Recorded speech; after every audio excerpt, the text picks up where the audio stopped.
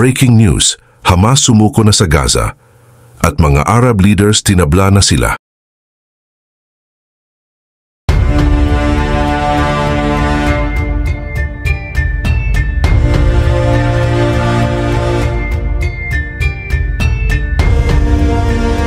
Isang malaking dagok ngayon ang tumama sa Hamas. Sa video na ito sa Gaza, makikitang isa-isa nang lumalabas sa kanilang mga tunnel ang mga fighters nila at sumusuko. Tila ba parang mga daga na naglabasan sa mga lungga.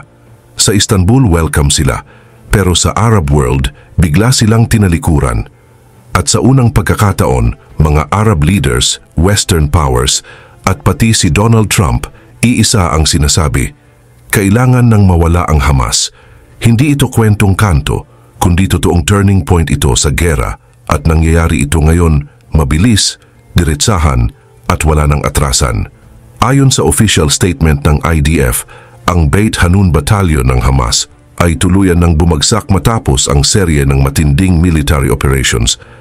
Ang mga tunnels na ginagamit nila para sa mga pag-atake at pagtatago ay isa-isang na-demolish at nakuha ng IDF ang malaking bahagi ng mga armas. Pero ang mas shocking dito, mismong mga Arab countries ang kumala sa suporta sa Hamas. Sa isang joint declaration ng 22 Arab League member states, sabay-sabay nilang nanawagan sa Hamas na mag-disarm, palayain ang mga bihag at isuko ang Gaza Strip. Pero bago ko simulan ay hihingi lang sana ako ng isang like at subscribe. Malaking tulong na ito sa aming mga content creator. Salamat po. Sa isang malaking kaganapan sa Northern Gaza, isang grupo ng mga Hamas operatives ang sumuko sa mga Israeli troops mula sa Givati Brigade sa Beit Hanun area noong Agosto 2 ng kasalukuyang taon matapos lumabas mula sa isang tunnel shaft bago sila inaresto.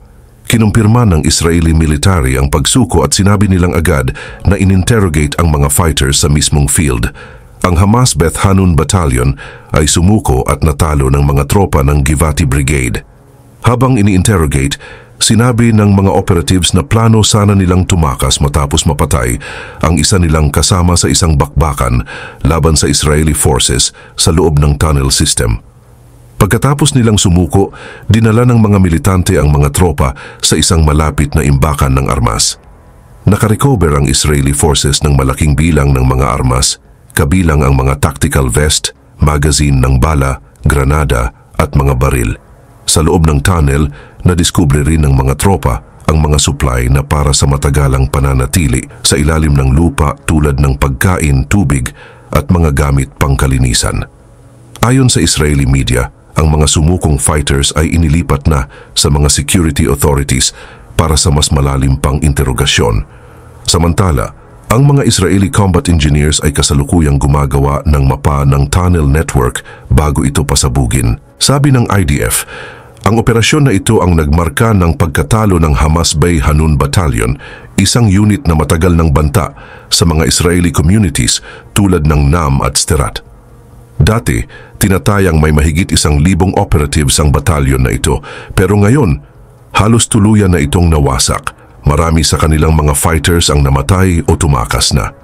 Ang kanilang commander na si Hussein Fiad ay pinaniniwala ang isa sa mga nakatakas. Ang Givati Brigade na nasa ilalim ng utos ng 162 Division ay nagsimulang palibutan ng Beit Hanun area matapos mapatay ang 5 Israeli soldiers at 14 ang nasugatan sa isang Hamas attack gamit ang maraming improvised explosive devices noong early July. Ang breakthrough noong Agosto 2 ay dumating matapos ang ilang buwang sunod-sunod na operasyon ng IDF sa Beit Hanun.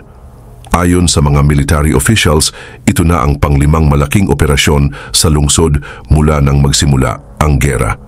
Malaking bahagi ng Beit Hanun ang matindi ang pinsala o tuluyang nawasak dahil sa labanan. Noong nakaraang linggo, sa isang pag-iikot sa lugar, sinabi ng commander ng Givati Brigade na 4 o 5 Hamas fighters na lang ang natitira sa paligid. Samantala muling pinaigting ng Turkey ang kanilang mga matatalas na pahayag laban sa Israel. Inakusahan ng gobyerno ni Netanyahu ng genocide sa Gaza at sinadyang pagbagal ng ceasefire negotiations. Ang matitinding pahayag ay ginawa noong meeting sa Istanbul noong Agosto, uno sa pagitan ni Turkish Foreign Minister Hakan Fidan at ng delegasyon mula sa Hamas na pinamunuan ni senior official Muhammad Darwish. Ayon sa Turkish state media, inakusahan ni Fidan ang Israel ng paggamit ng ceasefire process bilang taktika para pahinain ang Palestinian resistance at sa pilitang palayasin ang mga sibilyan. Sabi raw ni Fidan sa delegasyon, sa pagpapahaba ng ceasefire negotiations, ang layunin ng Israel ay sirain ang lakas ng loob ng mga Palestinians sa Gaza at pilitin silang lumikas mula sa kanilang mga tahanan. Dagdag pa niya, sinabi niyang ang Israel ay sadyang nagpaplano na paalisin ang mga Palestinians sa Gaza at sakupin ang West Bank. Ang delegasyon ng Hamas naman ay nagsabi na ang humanitarian aid sa Gaza ay nananatiling kulang na kulang at inakusahan ng Israel ng kakulangan sa kagustuhang makipagkompromiso sa mga ongoing ceasefire at hostage negotiations. Nagbigay rin ng pahayag si Turkish President Recep Tayyip Erdogan. Nagpost siya ng matapang na mensahe sa X pagkatapos ng meeting. Iyayakapin natin ang ating mga kapatid sa Gaza ng may pagmamahal, magyayakapan tayo at sa tulong ng Diyos magsasama-sama tayong magdasal ng pasasalamat. Tulad sa Syria sa tulong ng Diyos, makikita natin ang pagtatapos ng pang-aapi sa Gaza at mararating natin ang mga magagandang araw na iyon. Lahat ng ito ay lilipas, matatapos ang pang-aapi, hihinto ang pagdanak ng dugo, lilinisin ang mga guho. Sa tulong ng Diyos, ang Palestine ay mananatiling matatag at maringgal. Binanatan ni Erdogan ang mga kritiko ng kanyang posisyon sa Gaza, inakusahan silang mga mapagkunwari. Sa isang hindi pangkaraniwang pagbabago, lahat ng 22 miyembro na estado ng Arab League ay sabay-sabay na nanawagan sa Hamas na isuko ang kanilang mga armas, palayain ang lahat ng natitirang bihag at isuko ang kontrol sa Gaza Strip. Mga hakbang daw ito na kailangan para sa pagtatatag ng isang soberanong Palestinian state. Sa usapin ng pagtatapos ng gera sa Gaza, kailangang itigil ng Hamas ang pamumuno sa Gaza at isuko ang kanilang mga armas sa Palestinian Authority, kasama ang international engagement at suporta alinsunod sa layunin ng pagkakaroon ng isang soberano at independenteng Palestinian state. Sa unang pagkakataon, ang mga Arab nations ay nagkaisa sa paghimok sa Hamas na mag-disarm at isuko ang Gaza. Kahit may pampublikong suporta pa rin para sa Palestine, ang mga pinuno ay nagbabago ng posisyon dahil sa lumalakas na pressure mula sa Western countries. Nanatili pa ring mediator ang Qatar at kahit yung mga dating simpatya sa armed resistance, naniniwala na kailangan ng matanggal ang Hamas sa militar at politika para makuha ang buong suporta ng West sa pagtatapos ng okupasyon. Sa unang beses, sabay-sabay na lumayo ang mga Arab nations sa Hamas, nananawagan sa grupo na mag-disarm at isuko ang kontrol sa Gaza. Kahit may mga dating ugnayan at pampublikong suporta para sa Palestine, ang mga pinuno ay nagbabago ng direksyon dahil sa lumalakas na pressure mula sa Western countries. Samantala, ang Qatar na isang pangunahing mediator ay patuloy pa ring tumatanggap sa political leadership ng Hamas.